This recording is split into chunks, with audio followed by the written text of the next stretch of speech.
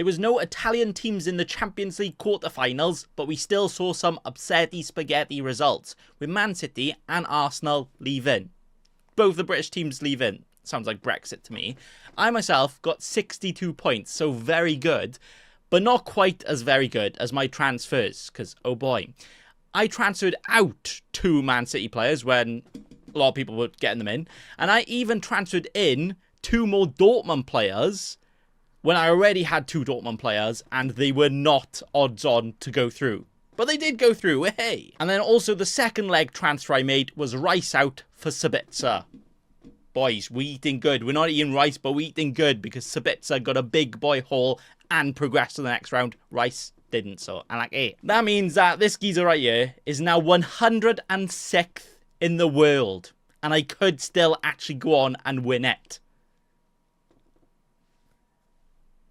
How have I done that? I don't know, but, you know, soak it all in. Be a sponge, because this ain't gonna happen again. But the semi-finals are here now, and boy oh boy, we have some pretty sexy games, where we have the Bayern Munchen versus the Real Madrid, and Dortmund versus PSG. Now, interestingly, even though Bayern Munich are not going to win the league for the first time in, like, bloody 100 years, and Real Madrid are now the favourites to win, spoiler, Bayern are actually favourites to beat Real Madrid in the first leg, which is interesting. But like I said, Real Madrid, yes, they're not favourites to win the first leg, but they're favourites to win the entire thing. So I'm going to say that they're favourites to progress there. And then in the Dortmund PSG, unlucky Dortmund. What a shame if you got loads of Dortmund players in fantasy football, right? Unlucky. But Dortmund are, okay, the odds aren't too bad. It's not like definitely PSG are going to win, but they're not even favourites in the first leg when they're home, unlike Bayern, so that is a big unlucky. And if you actually see it, the odds to win the Champions League, Dortmund 10-1, Real Madrid 2.5, and Bayern and PSG just behind. So Dortmund haven't got a single chance. Cheers. But again, worth saying, you don't necessarily have to go through or even win your games to get some fantasy football hauls, as we saw with some cheeky scrubs with Rafinha in their team. Absolute prance, I bloody hate them. But my team for the next round for the semi-final is right here. And I currently have 1 player from Real Madrid, 1 player from Bayern, 4 from Dortmund, and 2 from PSG, and 6 players eliminated. Now that does sound like a big boy unlucky, but actually, I only had 2 Man City players, I only had 2 Arsenal players. A lot of people had more. So I've actually had fewer people eliminated than everybody else. So lucky. But we do have 5 free transfers to use, and 5 free transfers I will use. But unlike FBL, where I'm taking 100 hits a week, I'm not taking a hit this week. And then in the semi-final second leg, I will transfer out my last eliminated player, and then whatever players don't look like they're going to progress to the next round, then I'll just get a couple out there, because we only have 5 transfers for the final as well. So essentially that basically means Dortmund players are going bye-bye. But for the second leg. So my transfer plan right now is, today I feel Real Madrid. I'm going to spend I'm going to spend most of my transfers on that side of the leg, because I only have 2 players from Bayern and Real Madrid and 6 players from PSG Dortmund already. So yeah. Now I need to replace 1 forward, 2 midfielders, and 3 defenders. Now, like I said, I'm only going to do 5 transfers. No point taking a hit at this stage, because I'm just going to get another transfer in the second leg anyway, so we can prepare for the final that way. But I'm obviously going to transfer out all my most expensive players for now. So Saliba, you can stay there. All right, guaranteed clean sheet. If he can't concede, if he can't play, all the points, right? That's how it works, yeah? But my Haaland replacement on my forwards shortlist includes a Vinicius Jr. at 17% selected and 11 million. Expensive, but maybe worth it. Rodrigo is another one. Problem is, he wasn't even in the squad for the last Real Madrid game, so he might not even play. There we are. And the only other forward I'm actually looking at and potentially teased by is this man, Usman, the differential man. 3% selected. I mean, can we even look at ownerships at this stage? Because if I'm 100th in the world, a player could be 0.0001% owned. And all of those owners are above me. So maybe I shouldn't look at that. But also, you know, it's there, I use it. But if I did want to go for something a bit different, then Usman could be the man. I mean, he could also be the man to be so different he doesn't get points. Now, that would be pretty different, but I don't know if I want to do that. But out of the other forwards, I mean, yes, some could play, yes, some could get points, but you're not going to choose them over a Vinicius, are you really? Now, in midfield, I've got 2 players to buy. Behind a Bellingham, who literally everybody owns, 69%. To be fair, he's that good at football. It is pretty sexy, if you ask me. And then, apart from that, we have the Bayern players are the most highly owned in a Kimmich and a Musiala. And then a Valverde, and then everybody else there basically don't exist. I mean, the problem is we also can't fully look at this selected, because a lot of this would have, a lot of the teams right now currently have eliminated players.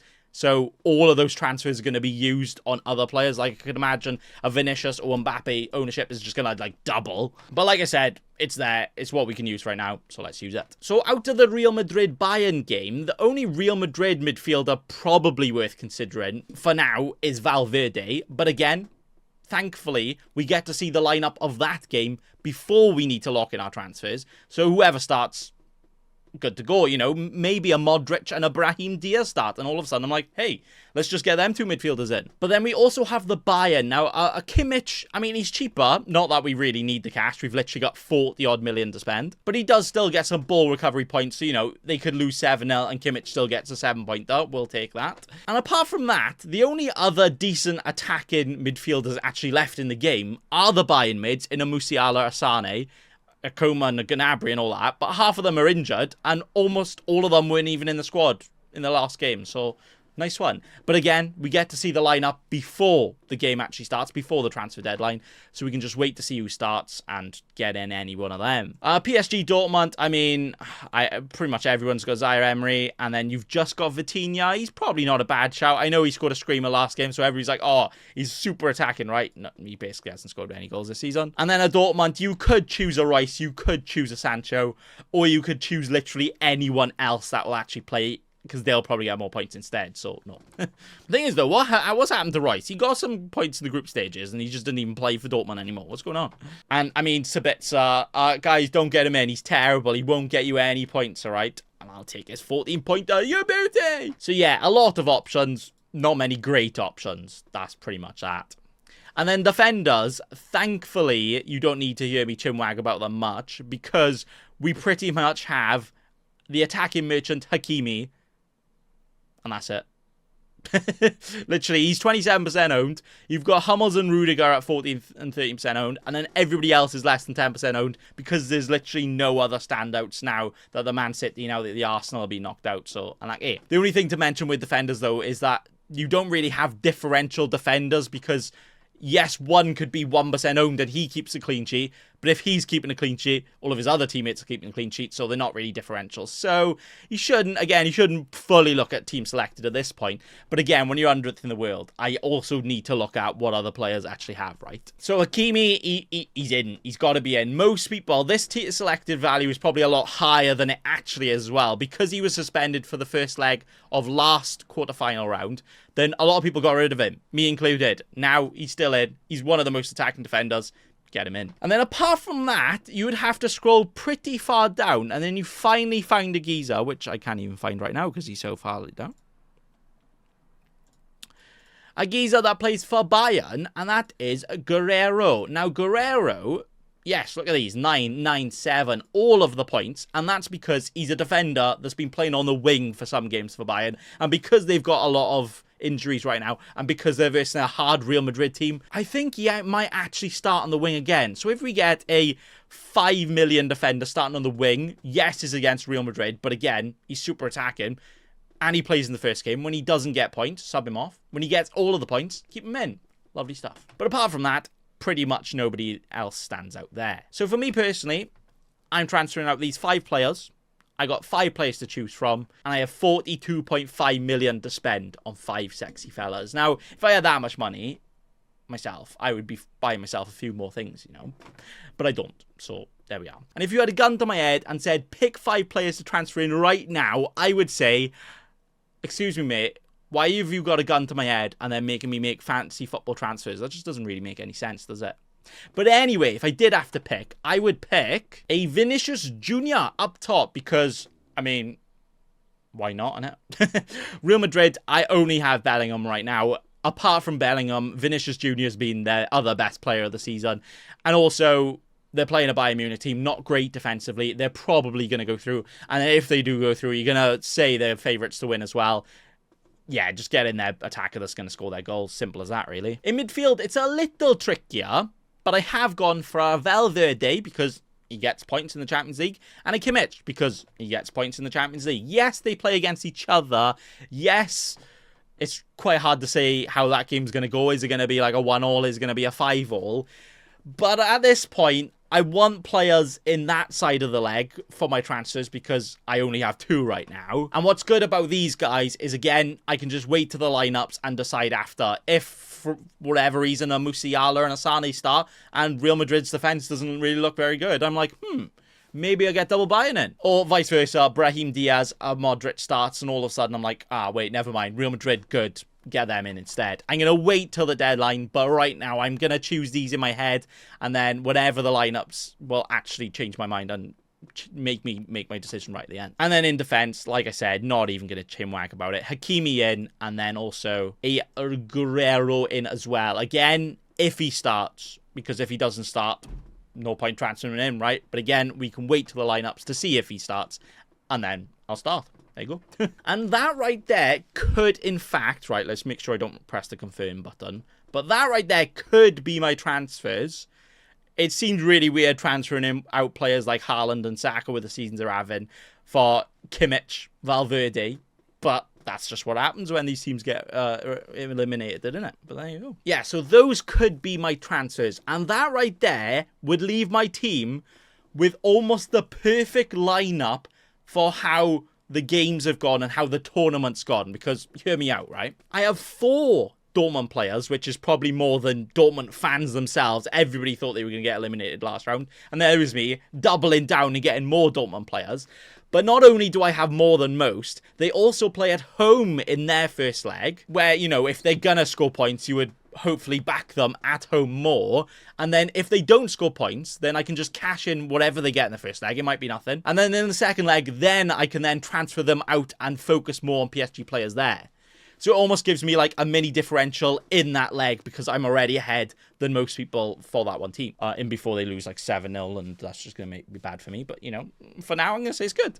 But then same again with the Bayern. Yes, right now with these transfers, I would have 3 Bayern and 3 Real Madrid when I think Real Madrid are going to win it. They're the favourites. But Bayern are home first, so if they're going to get anything, you would hope that it's at home. Or it's more likely to be at home, whatever narrative you want to use. And then if they get the points, great. If they don't get the points, then I can just transfer them out in the second leg again. You get 3 transfers before the finals for the semi-final second leg. Do the same there.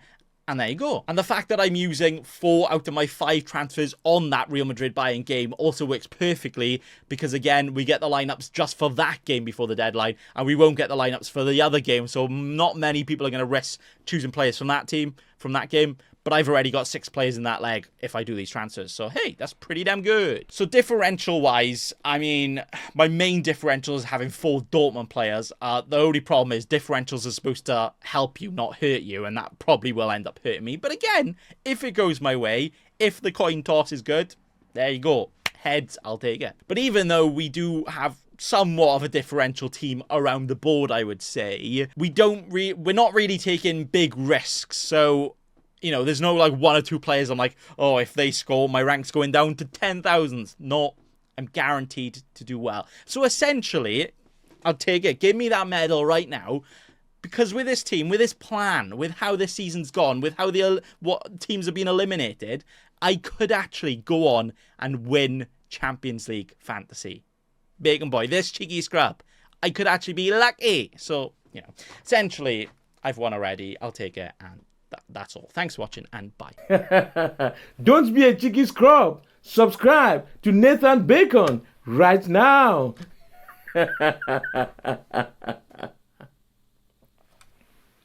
Don't let your memes be dreams.